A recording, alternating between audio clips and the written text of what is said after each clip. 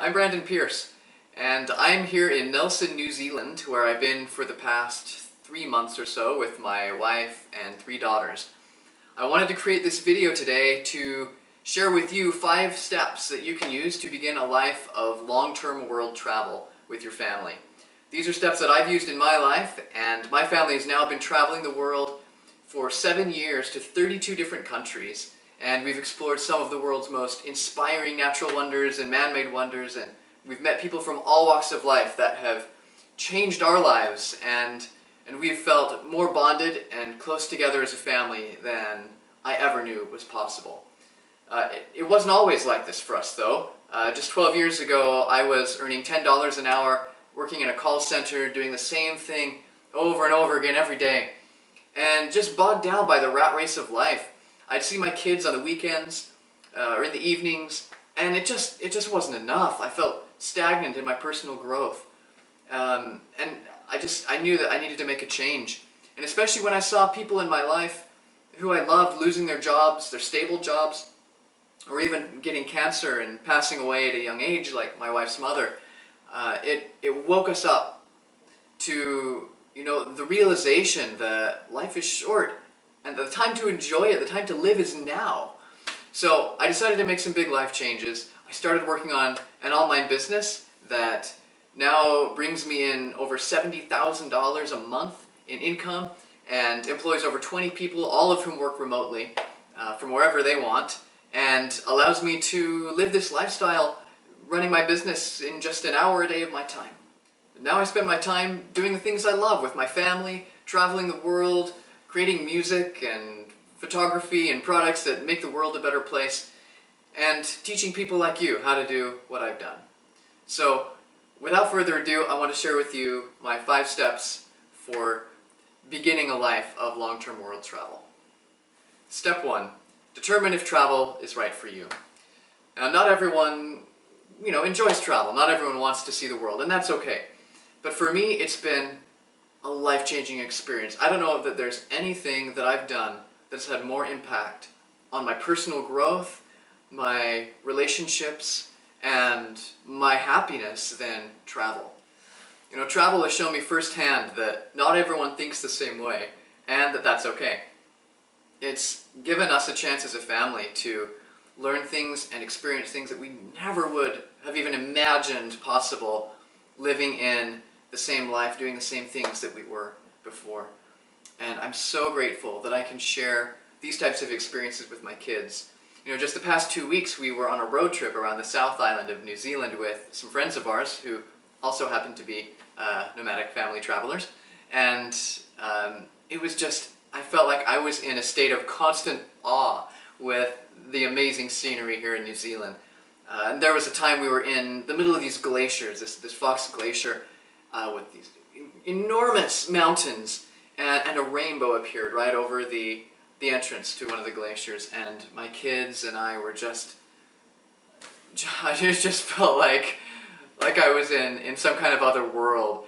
Just a highlight of one of our travel adventures for the kids too.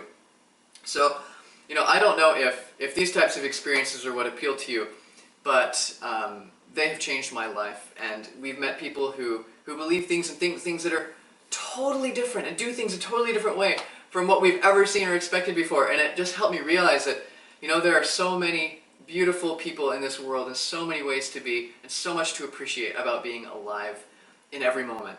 And I want to give that gift to my kids. And if you at all feel inspired to travel, I want you to know that it is possible to do so. Now, the second step to living a life of long-term world travel is to realize that travel doesn't have to be expensive. When we think of travel, so often we think about, expensive 1 to 2 week vacations at a fancy resort. And that is one way to travel, and it's fun to do that sometimes. But that is one of the most expensive ways to travel. There are ways that you can travel and pay nothing for accommodations, as little as nothing, through sites like couch surfing or through home swapping, where you have your house and someone else has another house, and rather than paying for each other's houses, you just say, hey, let's swap homes for a while and live that way and experience each other's cultures. And there are websites that help you set up arrangements like that, like homeexchange.com and lovehomeswap.com. There are also sites that allow you to do house sitting, where people will just leave their house for months at a time and want someone to take care of their plants and their pets. And you can take advantage of those opportunities as well. If free isn't your thing, you can save a lot of money on accommodations by staying longer term. So, if you pay a nightly rate, you're going to pay a lot more money than a weekly rate, which is a lot more money than a monthly rate, which is a lot more money than a yearly rate. So imagine the difference. I mean, we have paid as much as, for example, in Bali, the two places we stayed in Bali, one was $650 per night, and we were able to get that down to $3,500 per month. That's a big difference. Because we booked a longer term stay. Likewise, there was another house also in Bali that was that we were able to rent for. This is a 3-bedroom house with a pool and a lovely view over the jungle for $450 a month, because we committed to more than a year. So it's amazing what you can find, and what low prices you can find if you book longer term and in off season. And there are several other ways to save money on accommodations and on food and on activities and on transportation, all of which I can share with you in other videos. But for now, I just want to drive home the point that travel does not have to be expensive. We know families who are traveling with 4 or 5 kids and spending $700 a month. That's it, to travel the world with their family. There's so many ways to do it, and it does not have to be expensive. The third step is to set up an income source to fund your travels. Now, for me, I created an online business that serves thousands of music teachers around the world to run their teaching studios more efficiently and effectively, and to connect better with their students. It's a web app that teachers pay a monthly subscription to use. It's called musicteachershelper.com if you want to look it up, and it's been a wonderful service that has changed many teachers' lives, and I've been really grateful that I could provide this service. It's also allowed me, as I mentioned earlier, to fund this travel lifestyle. Now, creating an online business is a lot of work. It took me years to set up. And 10 years later, I'm living this lifestyle, but it's been a long time in coming.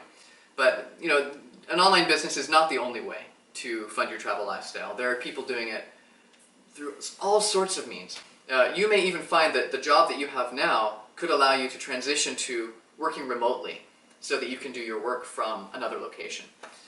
There are people who, you can find lots of work on sites like Upwork.com in dozens of industries. I mean, it's becoming now, with the technologies that are available to us, that so many of the jobs that used to have to be in person, present in an office to do, now they can be done online. So you'll find everything from legal work and creative work, design and programming and customer support and virtual assistants and taxes. Anything you can do, pretty much you can do online, and find people through sites like Upwork.com to be able to find those types of jobs. So that's another way. You can also teach online. You can create an online product, either digital or physical, selling it through a site like Amazon or through your own website.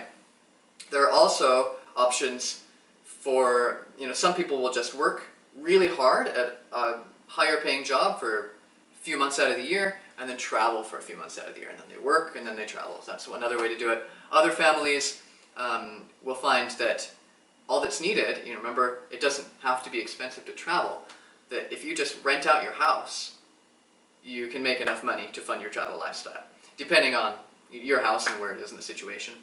So, and if you rent it furnished as a vacation rental, often you can earn even more. So renting it out through a site like Airbnb. Step 4 is to reduce your possessions to the essentials. Back before we started traveling, we had a middle-class house that was full of junk. And our kids had closets full of plastic toys that they hardly ever used. I had a closet full of clothes, and I only ever wore a small portion of them. We had boxes in the basement that we hardly ever opened, things that we'd bought that we used a couple times and then they just sat collecting dust. I don't know if that sounds familiar at all to you, but that is the type of consumerism that I think consumes us. When we have, and I didn't realize how much this was affecting me, but so much mental and emotional energy goes into buying, researching, purchasing, maintaining, repairing, selling, and then worrying about getting stolen, just to take care of our stuff. Most of it which we don't even need. So I didn't realize how much energy that took up, and then how extremely liberating it was to let it go. Before we started traveling, we decided to sell our house and to sell most of our possessions. We kept a few things in storage, but sold pretty much everything, and have just been traveling with carry-on luggage for the past 7 years. And wow, what a liberating feeling to be free of all of that burden and to only have to worry about the stuff that I can carry on my back. The freedom to just, be able to pick up at any moment and go anywhere is like nothing I've ever experienced. It's wonderful. So, I invite you to, look at the stuff in your life and to identify, what things haven't you used for a while. If there's something you haven't used for an entire year, you probably don't need it. And maybe even if you haven't used it for a month. So, make an inventory of the things you don't need and get rid of them. Sell them or donate them to a charity and see how you feel. Step 5 is to pick a place you want to travel to and set a date. Now, with the whole world open to you, it may be a little bit intimidating or overwhelming trying to decide where you want to travel. And I've experienced that. I still experience that. But having all of these options is also really exciting, because there's a whole world of opportunity there. And whether you want warm weather or cold weather, or a big busy city with museums and lots of activities, or you want a quiet beach with nothing to do but relax and bask in the sun, you'll want different things at different times of your life. But think about the things that you want now, or that you're going to want next in your first adventure, and do some research and figure out what it would take to get there. Figure out what life is like there, and start getting excited and building up momentum to get you moving toward it. And then set a date. There are a lot of steps, a lot of things to do in order to prepare for a life of travel, which we've talked about in this. So, don't set it too short, but don't set it too far in the future either, to the point where you lose sight of the goal or forget about the energy of it. So, pick the place you want to go and pick a date, and then start taking little incremental steps to get you there. Make a list of the things you need to do to prepare, and then start checking them off. And you'll find you're there quicker than you think. Now, granted, I don't know you personally, I don't know your background or skills, I don't know what country your passport is from, but if anything that I've talked about in this video has inspired you or made you desire to travel more with your family, if you think that you can do it, I encourage you to foster those beliefs and make it happen.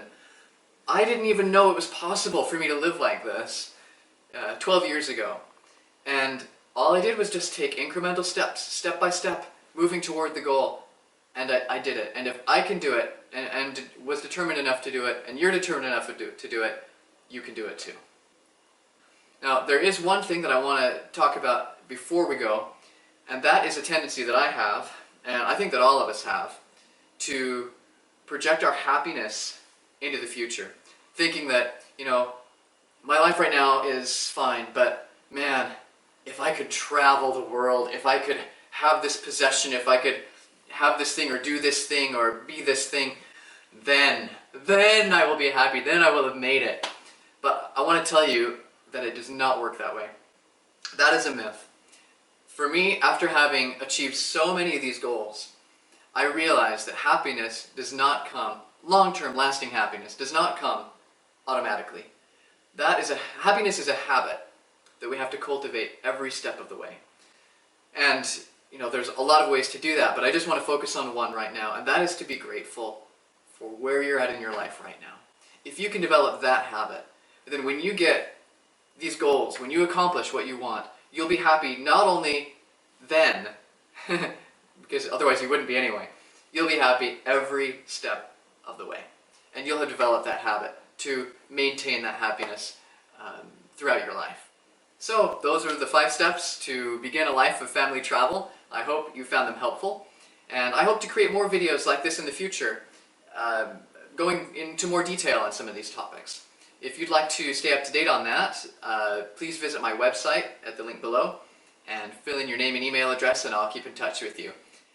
Also, I'd love to hear from you about what questions you have regarding travel or living the life of your dreams. What kinds of things do you feel are holding you back? What are you afraid of? What worries you about it? Or what's the things have you tried that haven't worked? Are there any things that I can help you with that you'd like me to cover in future videos? I'd love to hear from you about that and the things that I can help serve you with. So if you'd like to leave me a comment below, I would really appreciate it, and I hope to see you soon, and until then, live well and enjoy life